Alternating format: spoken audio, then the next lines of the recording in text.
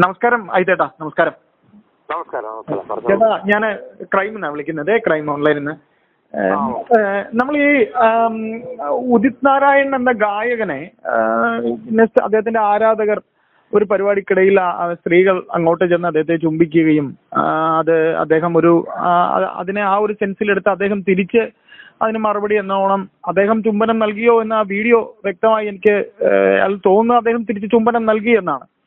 അപ്പോ പുരുഷന്മാരെ സംബന്ധിച്ച് പുരുഷന്മാരുടെ മേൽ എല്ലാവർക്കും എന്തും പറയാം, തിരിച്ച് പുരുഷന്മാർക്ക് വേണ്ടി പറയാൻ ആരും ഇല്ലാത്തൊരവസ്ഥ വീണ്ടും ഉദിത് നാരായണനെ പലരുമൊക്കെ വിമർശിക്കുന്നുണ്ട്. അങ്ങനെ ആരാധികമാർ ചുംബിച്ചാൽ ഇദ്ദേഹം തിരിച്ച് അങ്ങനെ പറയുമോ എന്നൊക്കെ ചോദിക്കുന്നതായിട്ടൊക്കെ പറയുന്നുണ്ട്. ചേട്ടാ, ഈ വിഷയം ഒന്ന് ചുരുക്കി പറയാമോ? ഞാൻ ഒരു കാര്യം പറയാം. ആദ്യമേ പറയേണ്ടത് അദ്ദേഹത്തെയാണ് ഈ പെൺകുട്ടി ആദ്യം ചുംബിച്ചത്. ആദ്യം സെൽഫിയുമായിട്ട് മുമ്പോട്ട് പോകുന്നു, സെൽഫിയുമായിട്ട് പോയിട്ട് അതിക്രമിച്ച് അദ്ദേഹത്തെ ചുംബിക്കുകയാണ്. അദ്ദേഹം തിരിച്ച്, കാരണം ആ ഒരു ആരാധികയല്ലേ, നമ്മളെ ഇഷ്ടപ്പെടുന്ന ഒരാളിനെ ഒന്ന് സ്നേഹിക്കുന്നത് എന്താ കുഴപ്പം? അദ്ദേഹം അതാണ് ചെയ്തത്. പക്ഷെ ഇവിടെ നമ്മൾ ഇപ്പോ കണ്ടതെന്ന് പറഞ്ഞാൽ, ഇപ്പോ മാധ്യമങ്ങളിലെല്ലാം ഭയങ്കരമായിട്ട് വരുന്നതെന്ന് പറഞ്ഞാൽ അദ്ദേഹം അതിക്രമിച്ച് ചുംബിച്ചു. എന്താണതിന് ഈ പറയുന്നത്? ന്യായം വേണ്ടേ? നമുക്ക് മാനുഷികമായിട്ടുള്ള പെണ്ണായാലും ആണായാലും ഈക്വാലിറ്റി എന്നൊക്കെ പറയുമ്പോഴും ഈക്വാലിറ്റി എല്ലായിടത്തും നടപ്പിലാവണം. പെണ്ണിനെന്തും ആകാം, ഒരു പുരുഷനാകാൻ പാടില്ല. അതെന്താണ് നടപടി? അത് പാടില്ല. അങ്ങനെയല്ല പറയേണ്ടത്. ഒരു പെണ്ണിനെന്ത് ആകാമെന്നോ അവിടെ പുരുഷനും ആകാം. അവിടെ നമ്മൾ എത്തിപ്പെടണം. അതാണിപ്പോ നമ്മൾ തിരിച്ചാണ് കേട്ടോ, നേരെ തിരിച്ചാ ഇപ്പോ നടന്നുകൊണ്ടിരിക്കുന്ന കാര്യം. മുള്ളിൽ എവിടെ നമ്മളെ പഴമൊഴിയുണ്ട്, ഇല ചെന്ന് മുള്ളിൽ വീണാലും മുള്ളിൽ ചെന്ന് ഇല വീണാലും അത് ഇലയ്ക്കാണ് കിടന്ന് പറയാറുണ്ട്. നേരെ തിരിച്ചായിപ്പോ അതാദ്യം മനസ്സിലാക്കണം. ഇപ്പോ മുള്ളിനാകേട് എവിടെ നമ്മൾ എവിടെ നോക്കിയാലും ഇത് നമുക്ക് മാറ്റിമറിച്ചേ പറ്റൂ. അതിനു വേണ്ടിയിട്ടാണ് ഓൾ കേരള മെൻസ് അസോസിയേഷന്റെ ഒരു പ്രവർത്തനം എന്ന് പറയുന്നത്.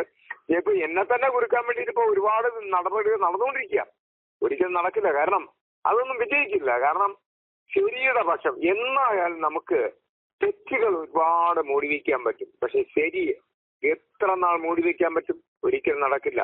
അതൊക്കെ ചില കാര്യങ്ങളിൽ മാത്രമേ നടക്കത്തുള്ളൂ. അതല്ല നമുക്ക് ആവശ്യം. നമുക്ക് വിജയത്തിന്റെ പാതയിലേക്ക് വരണം. ഇതുപോലുള്ള സ്ത്രീകളെ ഇപ്പൊ ഇവിടെന്താ അദ്ദേഹം ചുംബിച്ചു എന്ന് പറയുമ്പോ അദ്ദേഹം എന്തുകൊണ്ട് ചുംബിച്ചു, എങ്ങനെ ചുംബിച്ചു? ആരാധികയെ അവളുടെ ഇഷ്ടം അനുസരിച്ചാണ് ചെയ്തിട്ടുള്ളത്. അപ്പൊ അവൾക്ക് ഒരു പരാതിയില്ല. ആ പരാതി ഇല്ലാതിരിക്കുമ്പോ പിന്നെ എന്തിനാ നാട്ടുകാർക്ക് പരാതി? അപ്പൊ നമ്മൾ അത് ചിന്തിക്കണ്ടായി. അപ്പോ സമൂഹത്തിൽ തെറ്റായിട്ടുള്ള മെസ്സേജുകൾ കൊടുക്കുന്ന ഏതൊരു പെണ്ണായാലും ആ പെണ്ണിനെ നമ്മൾ നിയന്ത്രിക്കേണ്ടിയിരിക്കുന്നു. ഒരു നിയന്ത്രണം ഇല്ലാത്തത് കൊണ്ടാണ് ഈ പെൺകുട്ടി അങ്ങോട്ട് പോയി ചുംബിച്ചത്. അല്ലെങ്കിൽ അദ്ദേഹം തിരിച്ചങ്ങനെ വരില്ലായിരുന്നല്ലോ. അദ്ദേഹം ഒരിക്കലും ചുംബിക്കാൻ വേണ്ടി പോയിട്ടില്ല. അപ്പൊ ഇവിടെ എന്താണ്, ഒരു പെണ്ണല്ലേ അങ്ങോട്ട് പോയത്? അത് നമ്മൾ ഒരിക്കലും ന്യായീകരിക്കേണ്ടതല്ല. പറയുമ്പോൾ രണ്ടു വശവും പറയണം. ഇതിപ്പോൾ ആരാധിക ചുംബിച്ചു, അദ്ദേഹം തിരിച്ച് ചുംബനം കൊടുത്തു. അദ്ദേഹം തിരിച്ച് ചുംബനം കൊടുത്തതിലാണ് വിവാദം ഉണ്ടായത്. അപ്പൊ പറയുമ്പോൾ രണ്ടു വശവും പറയണം, അല്ലേ? രണ്ടു വശമാണ് ഞാൻ പറഞ്ഞത്. കാരണം ഇത് ഒരു സൈഡല്ല പിടിക്കേണ്ടത്. ആ പെൺകുട്ടി ചെയ്തതല്ലേ തെറ്റ്? ആദ്യം പോയി ഒരാളിനെ ചുംബിച്ചു.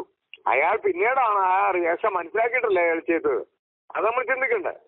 അങ്ങനെയല്ലേ അദ്ദേഹം ചെയ്തത്. അല്ലാതെ നേരെ പോയി കെട്ടിപ്പിടിച്ച് ഒരു ഉമ്മ വെച്ച് കൊടുക്കുകയാണോ ചെയ്തത്? അല്ലല്ലോ. അപ്പൊ അത് നമ്മളത് മനസ്സിലാക്കണം. അപ്പൊ പുള്ളിക്കാരിയാണ് അത് ആസ്വദിക്കുകയും ചെയ്യുക.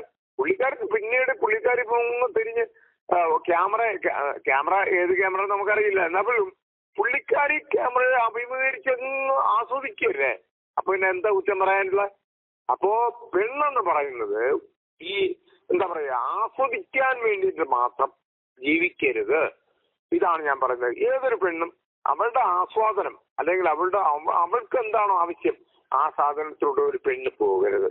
അങ്ങനെ പോകുന്നതിനോട് എനിക്കല്ല ഈ സംഘടനയോടും വലിയ താല്പര്യമില്ല. ഏതായാലും പുരുഷന്മാർ നിരന്തരം ഇങ്ങനെ കോർണർ ചെയ്യപ്പെടുന്നതിനെ സംബന്ധിച്ച് ഇങ്ങനെ ഒരു വിഷയം ഉണ്ടായപ്പോൾ നമ്മൾ ചേട്ടനെ വിളിക്കുമായിരുന്നു.